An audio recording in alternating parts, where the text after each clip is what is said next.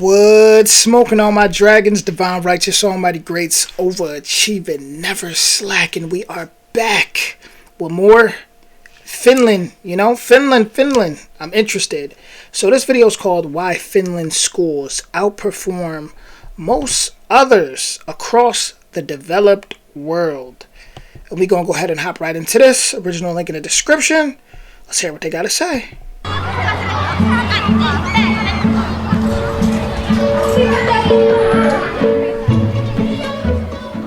It's 8 a.m. on a cold morning in the suburbs of Helsinki, and these primary school children are getting ready for class.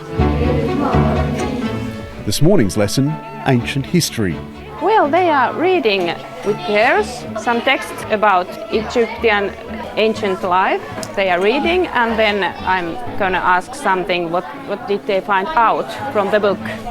One thing I'll say though is immediately the kids do seem pretty happy to be in school. Definitely looks like a healthy environment. Yeah, definitely looks like they look happy, and that's key right there. You gotta be in good spirits to want to learn, I think we all are ready now. This is a school system that for years has been among the world's best. And then what about this gold one? Yes, Minttu, please. Ja miehetkin molemmat on käyttänyt meikkiä. And yet these kids will spend half as much time in a classroom as Australian children. When you go to the first grade, when you are 7 years old, the amount of hours is 20 hours a week. It's the minimum. And then it gets more hours the older you get, but it's still less than in many countries in Europe or in the world. In Finland, something about doing less that equals more, because I was even studying, me being a fighter, I studied like Russians, they do really good in the fight world. And when they train, from what I studied, they don't go all out. They don't like their training sessions, they go just to right before they get tired, someone was explaining. And it was like, it's just less, putting in less, but it equals more over time instead of just burning yourself out. And I feel like academically, that's what other countries do, is they kind of burn kids out, whereas they take their time and just kind of let it, like I said, less is more sometimes. In Finland, it's individual teachers who decide how the curriculum is taught, including how much technology should feature in their classrooms. Me tehdään sellaista pyramidiprojektia, missä nyt me kirjoitetaan hieroglyfeillä meidän nimet paperille ja sitten me tehdään classroomista tehtäviä. 11-year-old Minttu Latomaki asks to leave class to work at the school's own student-run cafe. You can go. Yeah, that's okay. Shut your books.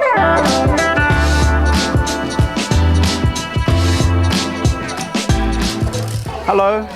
One cake for the cameraman, one cake for me, and 2 coffees. How much is it? €2 and 60 cents.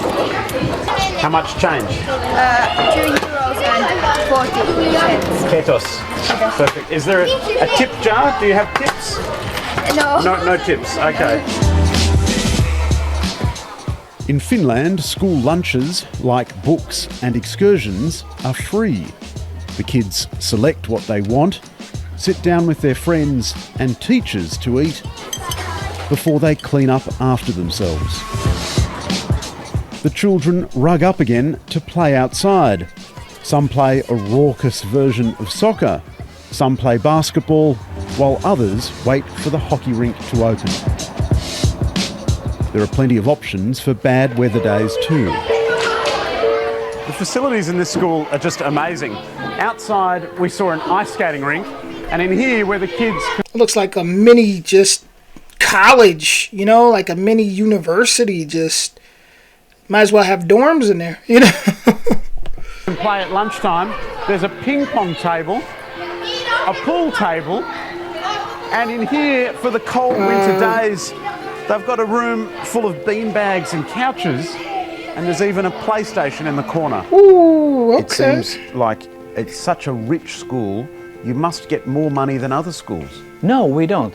It saves money for everyone actually. They take and borrow books. In Finland, schools are not allowed to raise private funds or to charge fees from parents. All schools are equitably funded from taxation.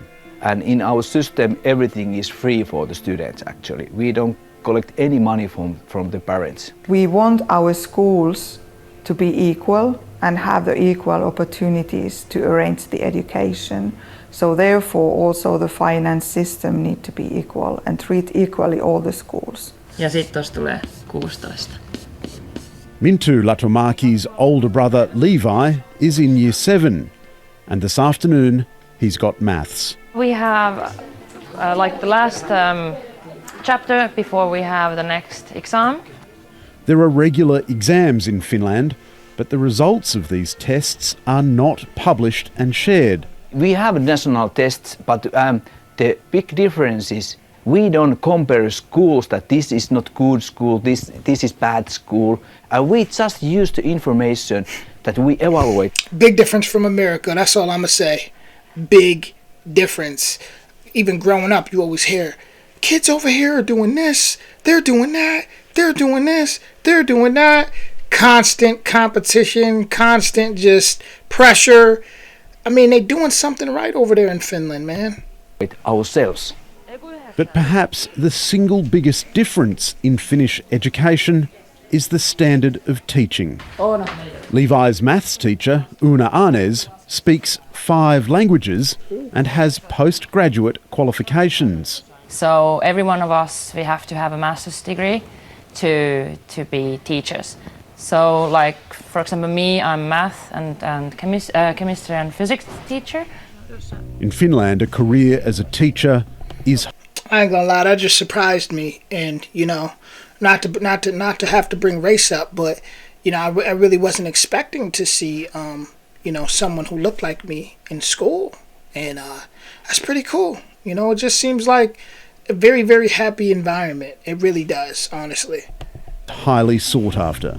To enter the studies in university, actually, it's really hard. They take something like 10% to study teaching. If you really want to be a teacher, it can't be your second or third or I don't know what kind of option. It has to be your first. I believe that they know what is the best for our children.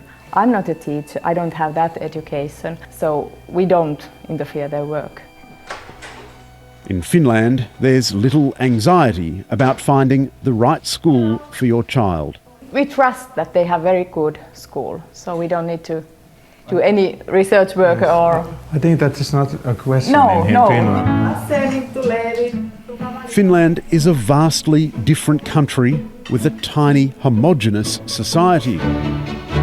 But its education success must surely offer some lessons for Australia. I would like to say that try to build the system that you trust the people. And its investment in teachers seems an obvious place to begin. The society respects the teachers. It means also the parents respect the teachers and they don't question the teachers. And that's in Finland a really huge thing.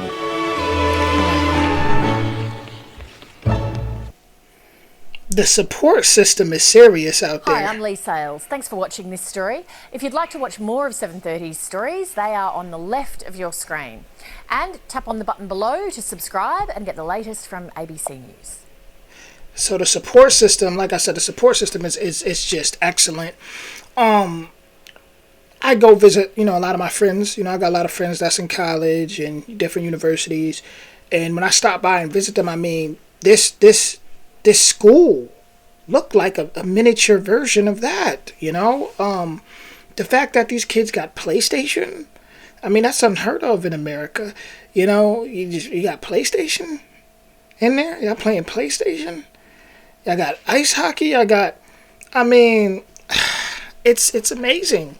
And it just, like I said, the kids just seemed happy. You had the kid who was running the lunch, the little lunch, had her little section there.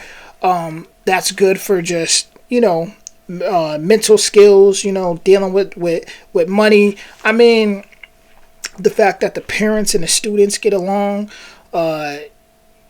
that's everything. Just seems like everybody's kind of on one wavelength of understanding, and that helps a lot. That helps a lot. That's awesome. Shout out to Finland, man. Dang, y'all doing it right over there. See, in America, that documentary would have been different.